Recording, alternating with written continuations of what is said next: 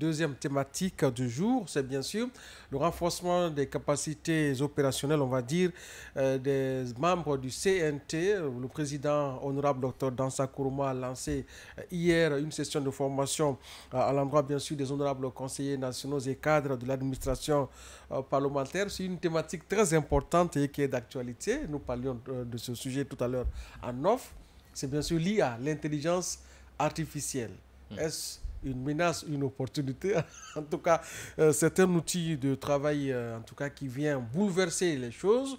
Et le Parlement, naturellement, qui est l'instance délibérante où les lois se prennent, doit se préparer déjà à vivre cette autre réalité. C'est pourquoi, d'ailleurs, je m'avais vous inviter d'abord à suivre ce reportage de Souleymane Diallo. On se retrouve pour débattre, bien sûr, de cette question. Au total, 87 personnes préparent cette formation à l'exploitation de l'intelligence artificielle pour une transformation numérique inclusive durable sur le travail parlementaire. Le président du groupe de travail sur l'intelligence artificielle et conseiller stratégique du président du CNT a souligné l'importance cruciale de l'IA pour améliorer l'efficacité, la transparence et la qualité des travaux parlementaires. Il a insisté sur le fait que ces nouvelles compétences permettront aux cadres de mieux analyser les données, d'anticiper les enjeux et de renforcer leur rôle dans la prise de décision politique. Les raisons qui ont motivé l'organisation de cet atelier, c'est d'abord la vision du président du Conseil, qui est, vous savez, quelqu'un de très moderne, qui croit, n'est-ce pas, à la transformation institutionnelle. Étant donné les avancées civilisationnelles dans ce domaine-là, il a pensé que le Conseil national de transition devrait faire partie du mouvement et ne devrait pas être à la traîne. Les résultats attendus sont que les membres du Parlement ainsi que les conseillers nationaux puissent maîtriser, n'est-ce pas, les fondamentaux de l'intelligence artificielle dans le travail législatif. Le président du Conseil national de la transition, prenant la parole lors de l'ouverture de cet atelier de formation, a insisté sur la nécessité d'accompagner les transformations numériques pour une formation adaptée. Cette formation constitue une opportunité unique pour les cadres parlementaires de se familiariser avec les outils de l'intelligence artificielle appelés à devenir des alliés indispensables dans l'exercice de leurs fonctions. Les membres de cette auguste assemblée aient la possibilité d'appréhender la profondeur de l'énigmatique intelligence artificielle dont ceux qui l'ont pensé ne sont pas encore parvenus à explorer toute sa profondeur, et toute sa complexité et toute sa diversité et sa recherche. C'est un univers qui nous permet d'ouvrir nos yeux, notre esprit. Nous avons une opportunité de léguer à la nouvelle Assemblée nationale des bases solides pour un travail parlementaire de qualité. Pendant 4 jours, les participants bénéficieront d'une série de modules pratiques et théoriques animés par des experts du domaine, ce qui leur permettra de maîtriser l'utilisation des applications de l'intelligence artificielle dans le contexte parlementaire. L'intelligence artificielle dans le contexte du travail parlementaire, c'est le thème, on va dire, pardon, qui naturellement est au centre de cette formation. Et quand on écoute le président du CNT qui dit que ceux qui d'ailleurs ont créé, on va dire, l'intelligence artificielle eux-mêmes n'ont pas encore fini de découvrir la profondeur de cet outil de travail, ça veut tout dire. C'est un outil qui à la fois impressionne, inquiète, voilà, suscite assez d'interrogations pour certains, mais on apprend et on découvre que c'est un excellent outil qui n'est pas qu'une menace pour les emplois, mais c'est une opportunité quelque part. Ça, c'est inhérent à toute évolution technologique. Le téléphone, il est bon et mauvais. La voiture, donc c'est ça la technologie, ça quand même on parle de faire. Maintenant, revenons sur cette initiative du Conseil national de la transition grâce à son président Dr Dansa Kourouma. Je rappelle quand même que le thème central de cette formation porte sur notamment l'exploitation de l'intelligence artificielle IA pour une transformation numérique inclusive et durable du travail parlementaire, c'est quand même une grande innovation et une première dans l'histoire du Parlement guinéen. Alors, il faut quand même dire qu'il y a un des passages du discours du président qui a retenu mon attention hier à l'occasion de l'ouverture de ces travaux. Il dit qu'il faut porter des grandes ambitions quand on est un dirigeant, mais pour que cette ambition soit traduite en une réalité, il faut que notamment vous soyez entouré par des hommes et des femmes qui croient en cette vision. Et ça, c'est un message important. Parce que je rappelle quand même qu'il y a eu assez de projets, je ne sais pas, je ne vais pas dire première du genre, mais quand même des projets pour certains, en parlant de l'Assemblée nationale, ce n'était pas quand même quelque chose qui était possible. D'abord, nous avons eu la possibilité de numériser tout le Parlement guinéen. Aujourd'hui, les plénières sont accessibles sur tous les canaux, que ce soit sur Facebook, tout. Et avant, certains estimaient que non, quand vous mettez la plénière sur la place publique, voilà, ça risque d'avoir des incidences parce que... Et pourtant, la population doit être informée sur l'évolution et des travaux parlementaires. Donc ça a été un coup reçu par le président du Conseil national de la transition, Dr Dansa Kourma. Maintenant, la question de la vision par rapport également à cet outil très important, rappelez-vous quand même que quand, pour nommer des membres du gouvernement, par exemple, il y a des critères sur lesquels on se bat. Il faut avoir un doctorat, il faut avoir...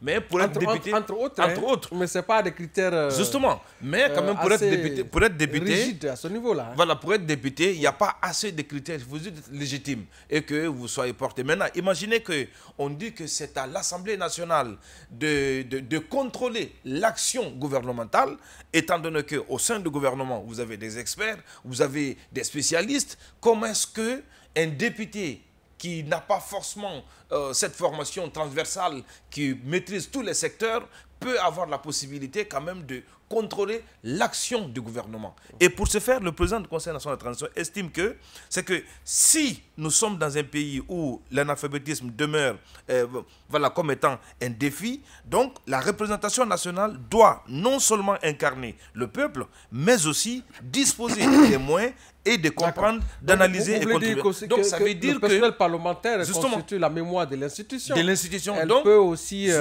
apporter son expertise dans le travail des députés. Mais pour le faire, il faut qu'elle soit outillée. Oui, parce que lui, par exemple, quand vous prenez n'importe quel secteur en tant que député, si vous savez l'utiliser, ça vous permet d'avoir des données, pour permettre d'agir dans votre fonction. Alors, pour moi, pour terminer, si vous permettez, cet atelier, quand même, pour moi, marque une étape très importante dans la volonté collective, notamment d'abord des conseillers nationaux, mais aussi et du président de CNT, de gagner du temps sous le travail, mais aussi en appropriant également quelques astuces pour permettre à l'Assemblée nationale, à la représentation nationale qui est le CNT, d'aller au-delà et d'être à la page de l'évolution, parce que quand même l'intelligence artificielle, qu'on le veuille ou pas, quand même c'est le nouveau monde sur lequel il faut quand même s'appuyer de façon positive pour aboutir à des résultats conséquents dans le contrôle de l'action gouvernementale. L'intelligence artificielle, Bella Kamano, une opportunité pour en tout cas qualifier davantage le travail parlementaire. Le président du CNT y a vu juste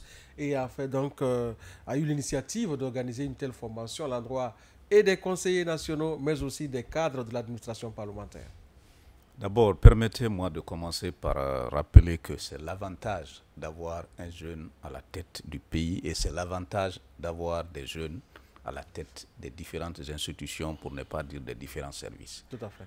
Puisque, pour moi, l'intelligence artificielle aujourd'hui, qui est un domaine transformateur de toute la vie, c'est-à-dire transformateur de la vie économique, de la vie culturelle, de la vie politique, de la vie diplomatique, transformateur même de la gouvernance mondiale, ne doit pas être vu comme un outil aussi simple que ça. Et même comme une menace. Ne doit pas être perçu comme une menace par les pays ou par les États ou par les nations. Ne doit pas être perçu aussi comme un simple outil qu'on pourrait utiliser pour satisfaire un besoin, disons, circonstanciel et tourner dos, s'en aller. C'est un outil qu'il faut d'abord domestiquer, il faut s'en approprier parce que dans les années à venir, à mon avis, l'intelligence artificielle fera partie des éléments, des critères de puissance. C'est-à-dire, Vous voulez être un pays puissant, il faut maîtriser l'intelligence artificielle. Elle est tellement importante que le président du CNT, dans son discours, nous dit que même ceux qui l'ont inventé, puisqu'il a... Ne cerne pas tout le... ne cerne pas tout le contour, contour, tous les avantages, toute son importance. Et il a raison, puisque l'IA a été inventé, je crois, en 1955 par un certain John McCarthy. Jusqu'au moment où je vous parle, on n'a pas encore fini d'explorer son importance, sa profondeur. Okay. Vous avez un instrument, vous avez un domaine qui vous permet de faire des recherches en temps réel, de produire en temps réel, d'être efficace lorsqu'on est opérationnel. Et surtout, l'IA dans les services, c'est encore meilleur. Puisque nous avons un pays où pratiquement la digitalisation des institutions vient d'intervenir. Lui, il rappelait qu'aujourd'hui, vous pouvez, à partir donc, de votre smartphone, suivre en direct les plénières, les activités de l'Assemblée nationale, grâce à la mise en ligne de tout ce qui se passe ici. Ça, c'est de la digitalisation. Il y a aussi la numérisation à côté. Si, en plus de la digitalisation, la numérisation, vous avez l'IA qui intervient dans nos activités, dans le fonctionnement de l'institution, je crois que je dirais tout simplement que c'est l'un des plus gros cadeaux, l'un des plus gros services, grands services que le président Dansa Kourma aurait laissé à cette institution. Puisque je m'intéresse un peu à l'intelligence artificielle, j'en parle parce que lorsque vous avez déjà découvert ces avantages. Lorsque vous découvrez ces avantages. C'est impressionnant quand même. Je vous disais tout à l'heure que l'IA permet, par exemple, je l'ai vécu. Je l'ai expérimenté. Alors, je sortais de chez moi, c'est un Chinois qui habite dans la cité qui est en face, qui voulait s'adresser à moi. Il ne comprend pas français. Il ne comprend aucune langue du pays. Il ne comprend pas français.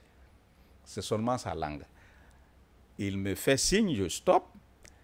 Il voulait me dire de l'aider à trouver un chauffeur dans le quartier pour que ce chauffeur puisse venir le déposer à Conakry. Il a parlé en anglais. Je ne comprends pas bien anglais. Je suis anglais moyen. Alors, il a pris son téléphone, puisqu'il a un outil IA dans son téléphone. Il s'est exprimé en chinois. Tout ce qu'il a dit en chinois a été transcrit en français. Il m'a montré le téléphone. J'ai lu, j'ai besoin d'un chauffeur pour me déposer à Conakry. C'est comme ça que le monsieur a pu s'en sortir. Puisque sur place, je connais plusieurs chauffeurs à côté, j'ai pris le téléphone, j'ai appelé un qui est venu. Alors, c'est tellement utile que c'est à côté de... Ce n'est qu'un échantillon, de ce que peut représenter l'IA dans le changement de nos habitudes d'ailleurs. Dans le changement de nos habitudes. Avant de parler de son importance pour l'institution. Vous savez que l'IA aujourd'hui, dans le domaine de la santé, est en train de faire des prouesses. Il y a aujourd'hui des patients qui n'ont pas besoin de se déplacer pour aller dans les grandes cliniques, dans les grands hôpitaux à travers le monde. Il peut rester chez lui et se soigner. Des patients. Vous, par exemple, vous pouvez avoir un mot, plutôt un mal quelque part ou des mots. Interrogez l'IA sur le mot. L'IA vous donnera les conseils. D'abord, les différents types. L'IA fera le diagnostic de vos mots. Elle va vous proposer les soins. Si vous avez besoin des spécialistes, même dans votre pays, interrogez l'IA et elle vous dira que le seul spécialiste ou les seuls spécialistes qui traitent convenablement la maladie ou le mal dont tu souffres là sont Très bien. Bon, c'est tellement important que lorsque... On aura l'opportunité quand même d'inviter le formateur. Lorsque vous avez l'IA qui s'introduit dans les services d'une institution, ça contribue à la productivité, à l'émancipation. Ça contribue à l'efficacité de cette productivité. Toute l'efficacité, oui. Et pour ceux qui sont des intellectuels moyens, ça leur permet d'éviter de faire beaucoup de fautes pendant les rédactions.